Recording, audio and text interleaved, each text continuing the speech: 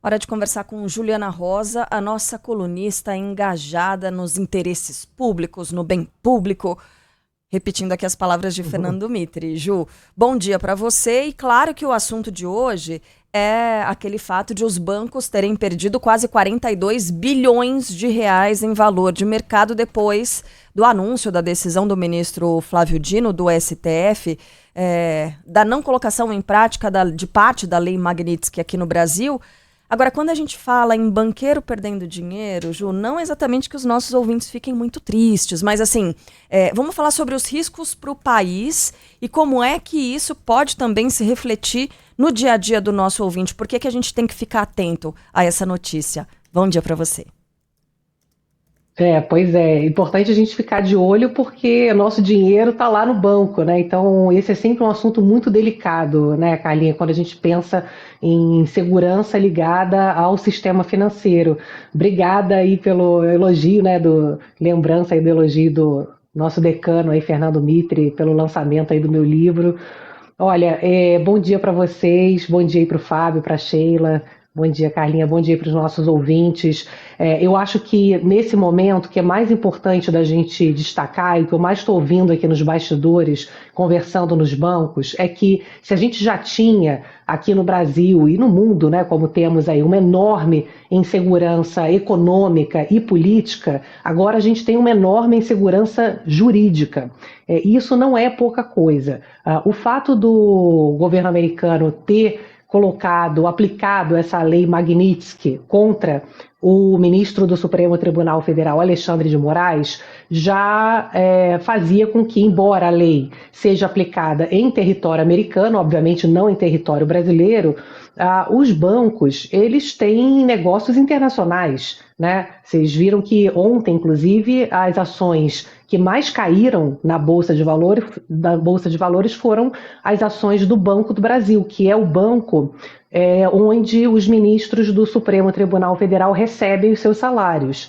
E já se fala, inclusive, que o ministro Alexandre de Moraes deveria mudar e receber o seu salário através de cooperativas de crédito. Porque o que acontece nesse momento? Os bancos, obviamente, eles ficaram agora entre a cruz e a espada. Porque antes dessa declaração, então, dessa ordem do ministro Flávio Dino do Supremo Tribunal Federal, os bancos interpretavam que eles cumpririam aquilo que estava sendo dito ali na lei Magnitsky do governo americano, que só traduzindo aí para vocês, que é uma coisa completamente arbitrária, né? Essa lei Magnitsky, ela não foi criada para o que está sendo utilizado como argumento contra o ministro Alexandre de Moraes. Ela foi criada para casos de violações graves de direitos humanos e para terroristas. E prevê sanções de bloqueio de contas bancárias e de bens em solo americano. No caso do ministro Alexandre de Moraes, ele está sendo punido aí por essa lei, justificada pela adoção de uma medida tomada contra o ex-presidente Jair Bolsonaro, que é o julgamento, e também por ferir direitos das empresas de tecnologia americanas. Então, com isso, a lei Magnitsky prevê sanções como o bloqueio de contas bancárias e de bens em solo americano. Então, os bancos, obviamente, já tinham ido conversar no Supremo com a questão em mente de que eles seriam mais cautelosos possíveis para evitar qualquer tipo de punição dos bancos, porque aí sim geraria um potencial de perdas mesmo, e aí eu acho que é importante, né, Carla, como você colocou, as pessoas sempre acham que os bancos ganham muito e tal, não sei o quê, e né, é um sistema que normalmente você tem, né, uma visão